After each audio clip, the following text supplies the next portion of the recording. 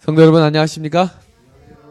오늘 우리 하나님께서 우리를 인도해 주시고 함께 말씀으로 은혜 나누게 하신 우리 하나님께 감사를 드립니다. 우리 함께 본문 성경 구절 디모데전서 4장 7절과 8절에 있는 말씀을 우리 함께 읽어보도록 하겠습니다. 하나님의 말씀 디모데전서 4장 7절에서 8절에 있는 말씀입니다. 제가 읽도록 하겠습니다. 망령되고 허탄한 신화를 버리고 오직 경건에 이르기를 연습하라. 육체의 연습은 약간의 유익이 있으나 경건은 범사에 유익하니 금생과 내생의 약속이 있느니라. 아멘. 우리가 말씀을 다 읽고 나면 우리 함께 아멘을 하는 훈련도 필요합니다. 우리 마지막 한번 해볼까요? 내생의 약속이 있느니라. 아멘. 네, 감사합니다. 우리 지난주에 이어서 오늘은 신앙의 본질에 대해서 함께 살필 텐데요. 지난주의 내용을 아주 간략하게 요약 정리하고 우리 오늘 순서로 넘어가도록 하겠습니다. 구원받기가 쉽다고 했어요? 어렵다고 했어요? 쉽다 그랬죠? 왜 쉬운지 출애굽기 14장에 그 이유를 설명하고 있습니다. 애굽을 나온 백성들이 애굽 군대가 막 쫓아올 때 그들을 구원할 수 있었던 능력이 그들을 통해서 있었나요? 아니면 하나님께서 허락하신 건가요? 하나님이 허락하셨죠? 모세가 지팡이를 들어 하나님의 말씀을 따라 홍해를 딱 치니까 어떻게 됐어요?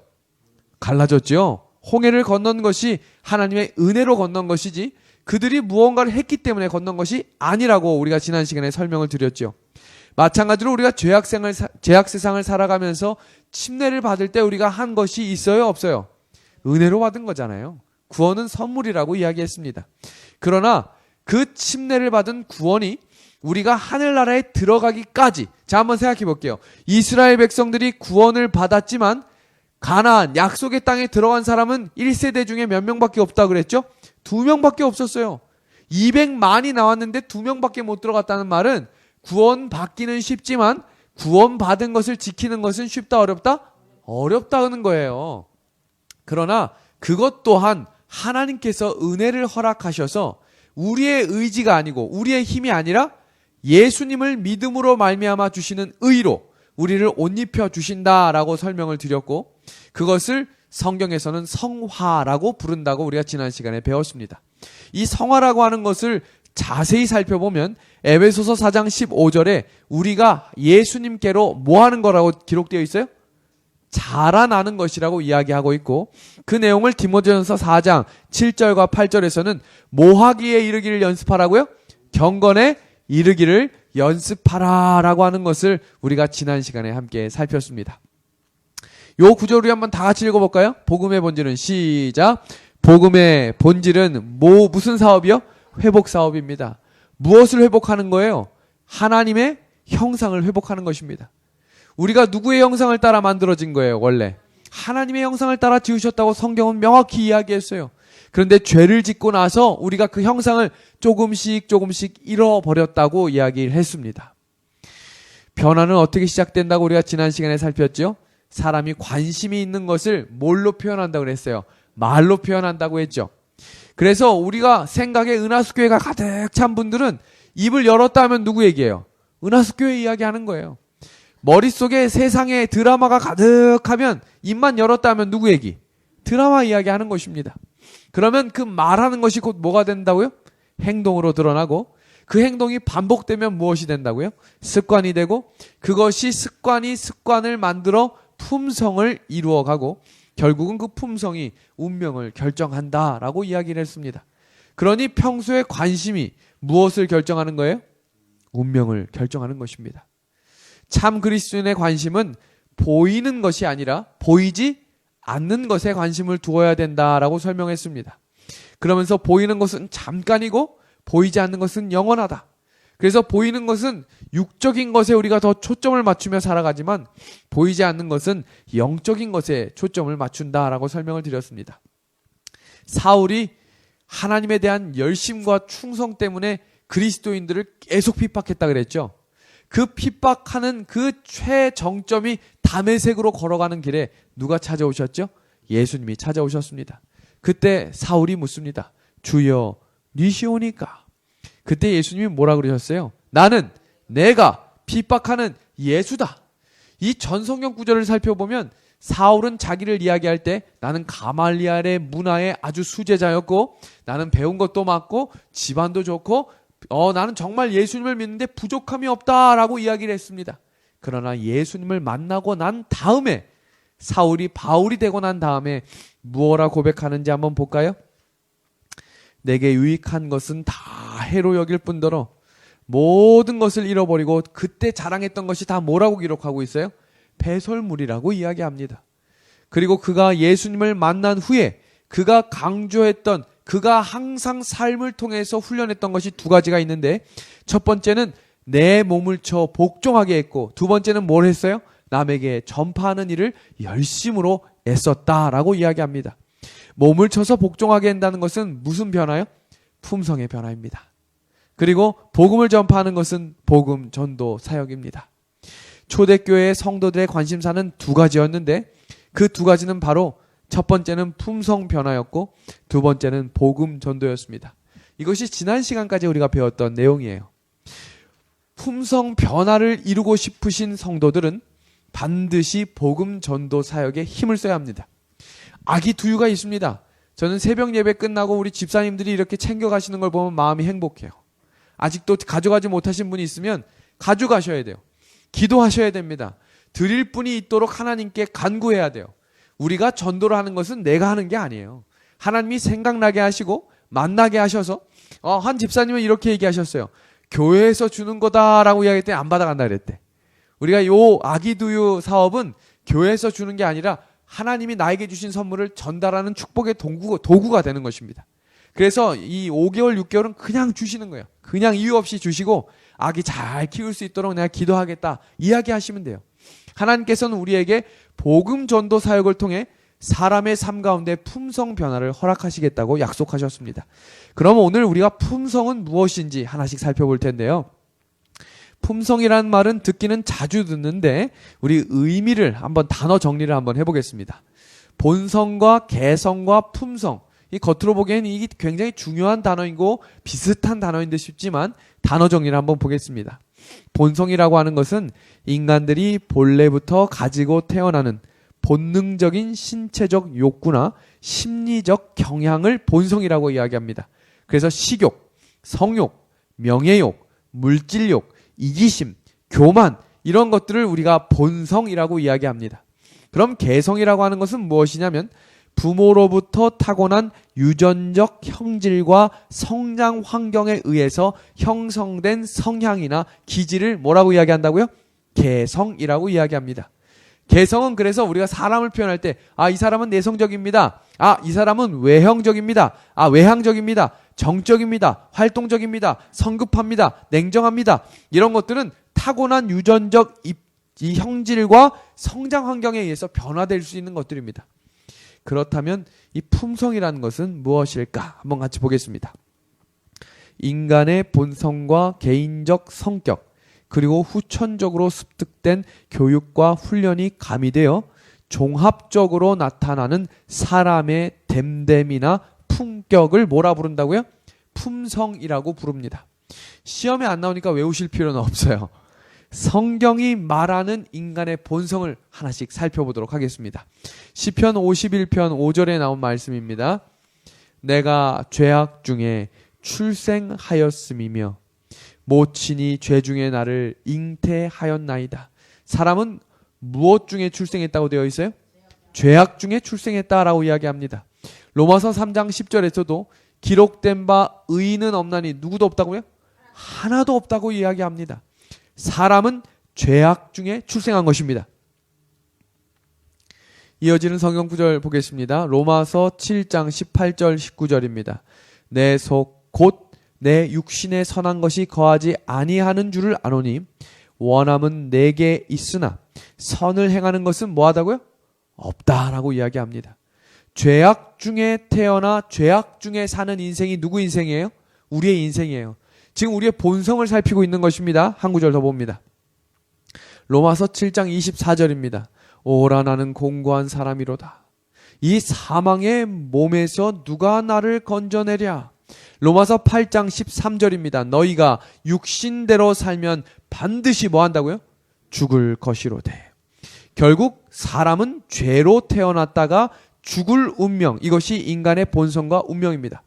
죄인으로 태어나서 죄악 중에 살다가 죽는 인생, 그것이 나의 인생이라는 것입니다.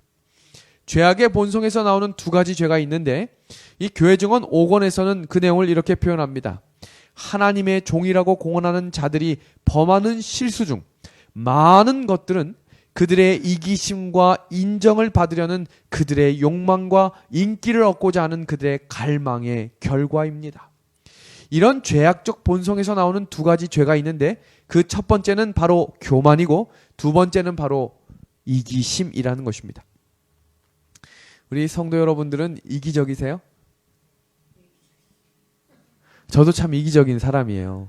건널목을 건널 때 건널목 신호등이 빨간불이 오래일 때가 좋아요. 건널목을 건널 때는 빨간불이 오래 있어야 내가 건널 수 있잖아요. 깜빡이면 조금만 더 라는 생각이 들고요. 반대로 운전을 할 때는 건널목이 좀 빨리 바뀌었으면 좋겠어요. 오늘도 제가 이 차량 운행을 하면서 오는데 함장로님이 왜 이렇게 신호가 길어. 제가 속으로 한 말이에요. 새벽 기도할 때 제가 차량 운행을 하면 시간 약속이 있잖아요. 그러면 1분, 2분이 너무 귀한데 새벽에 차가 한 대도 없는데 신호가 너무 안 바뀔 때는 마음속으로 기도하고 싶어. 신호 좀 빨리 바뀌었으면 좋겠다. 마찬가지로 지하철도 똑같지 않아요? 내가 기다릴 때는 빨리 가면 좋겠고, 그죠? 근데 내가 급하게 어딜 막 가야 되면 전철이 어떻게 하면 좋겠어요? 나를 좀 기다려주면 좋겠다는 게 사람의 이기적인 마음이 아닐까 생각이 듭니다. 그렇게 인간은 참 교만하고 이기심이 가득한 사람들입니다. 초기 문집에 보면 영감의 글에 이런 말이 나옵니다. 만일 교만과 이기심만 버린다면 대부분의 문제들은 몇 분 내에? 5분 내에 해결될 수 있을 것이다. 이 이기심과 교만이라고 하는 죄는 너무나 우리를 힘들게 만들고 때로는 관계에서도 우리를 힘들게 만듭니다. 제가 이 목회를 하다가 이제 장로 직분을 드리고 때때로는 은퇴도 하시고 또 때때로는 수석장로 하시던 분이 선교회장을 할 수도 있고 선교회장을 하시던 분이 수석장로를 하실 수도 있는 게 교회 직원 구성 과정이잖아요. 근데 어느 날은 이제 한 장로님이 저한테 오셔서 이렇게 얘기하시는 거예요. 장로님이 나는 이제 나이도 이제 많이 됐고 이제 나는 이제 은퇴할 때가 된 것 같으니 나는 이 직분을 내려놓고 이 원로로 교회를 좀 섬길 수 있도록 하겠습니다. 저는 그걸 그대로 믿었어요. 그래갖고 직원회에서 알겠습니다. 장로님이 그렇게 제안을 하셨기 때문에 우리 장로님이 원로 장로님으로 되시고 그래서 수석 장로의 자리가 바뀌었습니다. 그때부터 제가 8개월 동안 얼마나 힘들었는지 몰라요. 그러니까 사람이 생각을 좀 더 깊이 해야 되는데 제가 목회 연수가 짧아서 그냥 있는 말을 그대로 믿었어요. 제가 이제 좀 쉬고 싶습니다 라는 말은 제가 조금 더 하고 싶습니다 라는 말로 이해를 해야 되는데 제가 쉬고 싶습니다 라고 하셔서 알겠습니다 라고 했다 큰일 날 뻔했어요. 마찬가지로 우리의 삶 속에서도 때때로 있는 말을 그대로 들을 수 있지만 지혜롭게 말을 듣고 그것을 대하는 태도가 우리에게 너무나 필요한 삶이 아닌가 싶습니다. 그래서 사람 마음속에는 끝까지 누구나 저도 마찬가지예요. 인정받고 싶고 끝까지 내가 참 중요한 존재라는 사실을 이 회복하고 싶은 마음이 우리 모두에게 있는 이유는 사람은 누구나 다 똑같이 이기적이고 교만하기 때문입니다. 품성 변화라고 하는 걸 한번 살펴보겠습니다. 그래서 품성 변화라고 하는 것은 자기 중심적인 이기적인 삶에서 남을 배려하는 이타적인 삶을 살아가는 것을 훈련하는 것을 품성 변화 훈련이라고 이야기합니다. 그래서 누가복음 6장 31절 32절에서는 뭐라고 이야기해요? 남에게 대접을 받고자 하는 대로 너희도 남을 대접하라 라고 이야기합니다. 그런데 참 신기한 것은 남에게 정말 무언가를 대가를 바라지 않고 나눠주기 시작하면 결국에 그 사랑이 더 돌아오나요? 아니면 입 싹 닫고 그냥 가던가요? 저는 이런 경험을 정말 많이 했어요. 그분이 어렵기 때문에 뭔가를 드리면 생각지도 못한 은혜의 선물이 다른 곳에서 하나님이 주시는 것들을 덜어 경험하게 되었습니다. 사단의 정신은 교만이고 하나님의 정신, 예수님의 정신은 뭐라고요? 겸손이라고 이야기합니다. 그래서 너희 안에 이 마음을 품으라. 곧 그리스도 예수의 마음이니라고 가르치시면서 자기를 낮추시고 죽기까지 복종하셨던 예수님의 삶을 오늘 이 예배를 통해 우리의 삶에서 그 삶이 다시 회복되었으면 좋겠습니다. 품성의 변화란 예수님께서 보여주신 사랑을 배우는 것입니다. 고린도전서 13장은 사랑장인데요. 네. 네? 아, 차에 불이 켜져 있나요? 그렇군요. 그럼 좀 꺼주세요. 네. 네, 부탁하겠습니다. 아, 그렇군요. 네. 사랑은 오래 참고 사랑은 온유하다라고 하는 말을 예수님은이라고 하는 단어로 바꿔도 돼요. 한번 같이 읽어볼까요? 예수님은, 사랑은 예수님으로 한번 바꿔서 읽어보겠습니다. 시작. 예수님은 오래 참고, 예수님은 온유하고, 투기하는 자가 되지 않고, 예수님은 자랑하지 않아요. 자, 보겠습니다. 내가 오래 참을 수 있나요? 내가 온유할 수 있나요? 그래서 우리는 배워야 돼요. 누구한테 배워요? 예수님께 배우는 것입니다.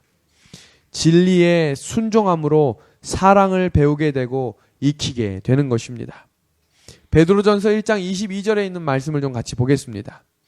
너희가 진리를 순종함으로 너희 영혼을 깨끗하게 하여 거짓이 없이 형제를 사랑하기에 이르렀으니 마음으로 뜨겁게 피차 사랑하자. 요한복음 17장 17절입니다. 저희를 진리로 거룩하게 하옵소서. 아버지의 말씀은 진리니이다. 사람이 어떻게 사랑하게 되는지 그 절차가 나온 구절입니다. 한번 자세히 보겠습니다.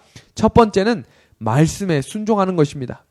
말씀에 진실하게 순종할 때에 우리의 영혼이 깨끗하게 정결하게 되는 것입니다. 그리고 그 영혼이 깨끗하게 될 때 누구를 사랑할 수 있게 되는 거냐면 형제를 사랑할 수 있게 되는 것입니다. 그러면 반대로 형제를 사랑할 수 없는 이유는 뭐예요? 형제를 사랑할 수 없는 이유는 아직 내 영혼이 깨끗하지 못하기 때문입니다. 그럼 영혼이 깨끗하지 않은 이유는 뭐예요? 말씀을 순종하지 않고 있기 때문입니다.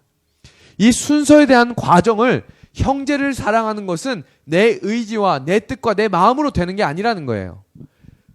영혼이 정결해야 되는데 그 영혼이 정결할 수 있는 방법은 말씀에 순종하는 방법밖에 없어요. 이 순서가 우리에게 필요한 것입니다. 말씀에 순종할 때 우리의 영혼이 정결하게 되고 그때 형제를 뭐 할 수 있게 되는 거예요? 사랑할 수 있게 되는 것입니다. 그럼 품성의 변화의 시작은 뭐로부터 시작되는 거예요? 말씀에 순종함으로 시작이 되는 것입니다. 우리 이 구절 같이 읽어볼까요? 진리를 시작. 진리를 알지니 진리가 너희를 자유케 하겠다. 진리가 무엇이지요? 예수께서 가라사대 내가 곧 길이요 진리요 생명이라고 이야기하셨습니다. 요한복음 8장 32절 진리를 알지니, 그러니까 누가 우리를 자유케 할 수 있는 거예요? 예수가 너희를 자유케 하겠다라는 말씀입니다. 너희가 성경에서 영생을 얻는 줄 생각하고 성경을 상고하거니와 이 성경이 곧 누구에 대해서? 예수님에 대해서 증거하는 것이라는 것입니다. 다시 말하면 진리를 알지니 예수가 우리를 자유케 하신다는 말씀입니다. 저희를 진리로 거룩하게 하옵소서. 무엇이? 아버지의 말씀은 진리니이다. 이 말씀을 한 문장으로 한번 정리해 보겠습니다. 예수님은 곧 뭐예요? 진리입니다.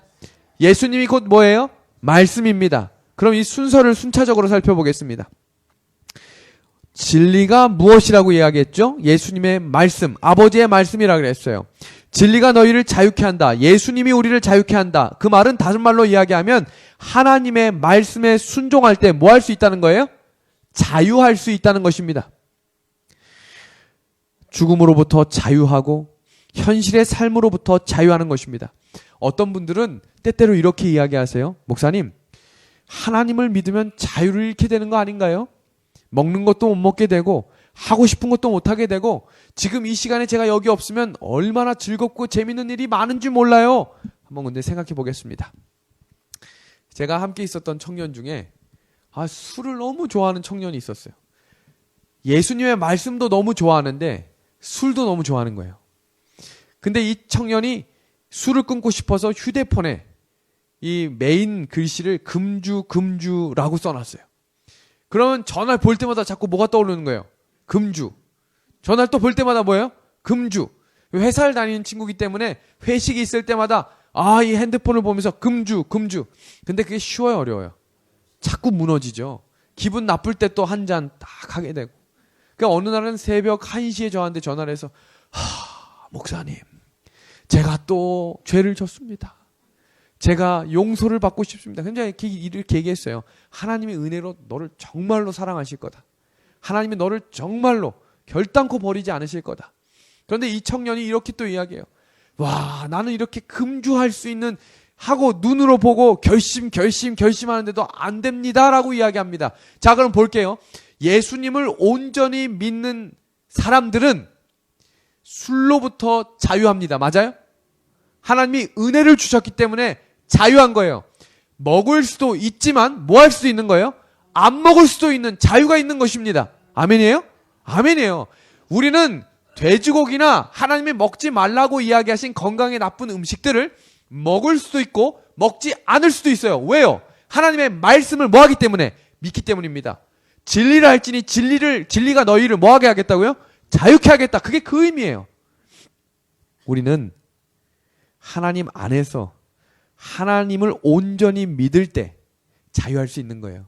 근데 반대로 욕심과 욕망을 따라 살기 시작하면 모든 일이 사단에게 묶이기 시작할 것입니다. 그럼 그때 뭐가 되냐면 자유를 잃어버리게 되는 거예요. 그러나 반대로 하나님의 말씀이 때때로 무겁게도 느껴지고 때때로 힘들게도 느껴질 때가 있지만 그 순종이 우리를 뭐 할 수 있게 한다고요? 자유케 할 수 있음을 믿으시고 오늘도 말씀의 순종함으로 하나님이 우리에게 이미 허락하신 자유함을 다시 한번 경험할 수 있는 이 저녁이 되면 좋겠습니다. 여기 프린터가 있는데요. 요새 프린터는요, 스마트 프린터여가지고 스마트폰으로 인쇄도 되고요. 정말 특별하지 않은 여러 가지가 다 할 수 있어요. 그러면 프린트를 사자마자 이 내용을 다 알 수 있어요, 없어요? 그럼 우린 뭘 봐야 돼요? 사용설명서를 봐야 되죠? 저도 사용설명서를 봐도 이해 안 되는 것들이 있어요. 그러면 한 번 읽고, 두 번 읽고, 세 번 읽어야 이해가 되고, 이 어플을 설치하든지 하나하나씩 해결을 해나가요. 그럼 반대로 사람도 사람 사용설명서가 있을까요? 사람이 이 유전자가 DNA가 31억 개가 있대요. 그럼 그 유전자 하나하나가 얼마나 세밀하고 조밀한 조직체로 되어 있겠어요? 그러면 사람이 내 마음대로 내가 조정할 수 있어요? 절대 없어요. 그러니 사람이 사람 사용 설명서를 봐야 하는데 그게 뭐예요? 바로 성경입니다. 사람을 누가 지었죠? 하나님이 만드셨죠. 그럼 하나님이 사람을 사람답게 하고 하나님의 형상을 닮은 사람을 회복시키는 방법을 어디에 기록해 놓으셨겠어요? 성경에 기록해 놓으신 것입니다. 잠언 4장 20절에 나온 말씀입니다. 내 아들아, 내 말에 주의하며 나의 이르는 것에 내 귀를 기울이라. 그것을 내 눈에서 떠나게 말며 내 마음속에 지키라. 그것을 얻는 자에게 무엇이 되게 하겠다고요? 생명이 되며 그 온 육체의 건강이 됨이라 라고 이야기합니다. 그 다음 구절 같이 읽어볼까요? 무릇 시작. 무릇 지킬 만한 것보다 더욱 내 마음을 지키라. 생명의 근원이 어디서? 이에서 남이니라. 무릇 지킬 만한 것보다 더욱 내 마음을 지키라고 이야기하셨어요. 왜요?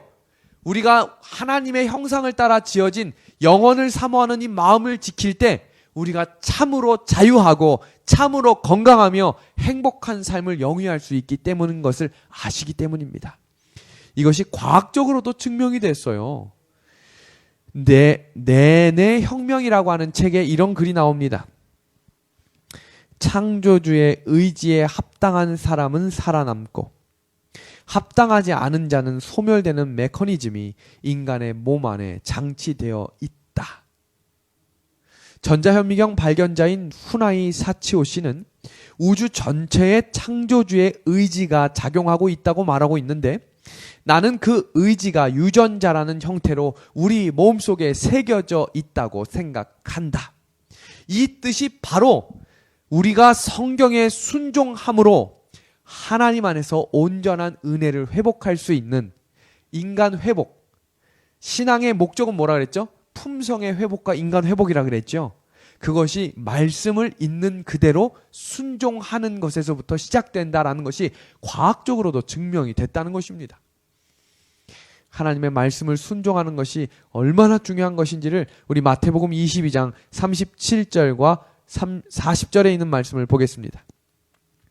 예수께서 가라사대 내 마음을 다하고 목숨을 다하고 뜻을 다하여 주 너희 하나님을 사랑하라 하셨으니 이것이 크고 첫째 되는 계명이요 둘째는 그와 같으니 내 이웃을 내 몸과 같이 사랑하라 하셨으니 이 두 계명이 온 율법과 선지자의 강령이니라. 이 구절은 자 보세요. 내 마음을 다하고 목숨을 다하고 뜻을 다하라라는 말은 자 여기 보세요. 하나님을 사랑하고 내 이웃을 내 몸과 같이 사랑하는 일에 뭘 걸라고요? 목숨을 걸라는 거예요. 오늘 화요기도의 말씀을 마무리하면서 우리가 디모데전서 4장 15절에 너희는 이 모든 일에 전심전력을 하라라고 말씀하셨어요. 그 말은 다른 말로 이야기하면 전심전력하지 않는 못하는 이유는 목숨을 걸지 않기 때문입니다. 우리가 이 일에 목숨을 걸 때 우리가 변화가 되고 하나님의 말씀을 순종할 수 있게 된다는 사실입니다. 그럼 우리 함께 이 목숨을 걸 수 있도록 하나님께 기도하면 좋겠습니다. 사람을 진심으로 사랑할 수 있도록. 예수님이 우리를 위해서 무엇을 주셨지요? 목숨을 주셨지요. 그리고 우리에게 그 길을 따라오라고 말씀하셨습니다. 우리가 할 수 있는 것이 아닙니다. 전심전력함으로 하나님께서 허락하신 말씀에 순종함으로 내 마음이 정결하게 되고 그때 우리가 형제를 사랑할 수 있다는 사실을 오늘 꼭 기억하셔서 말씀에 순종할 수 있는 은혜를 달라고, 그래서 우리가 마음이 순결한 마음을 가지고 형제를 사랑할 수 있는 신앙의 본질, 하나님의 형상을 회복하는 저와 우리 귀한 은하수 성도들이 되기를 바라며 오늘 화요기대의 말씀을 줄이도록 하겠습니다.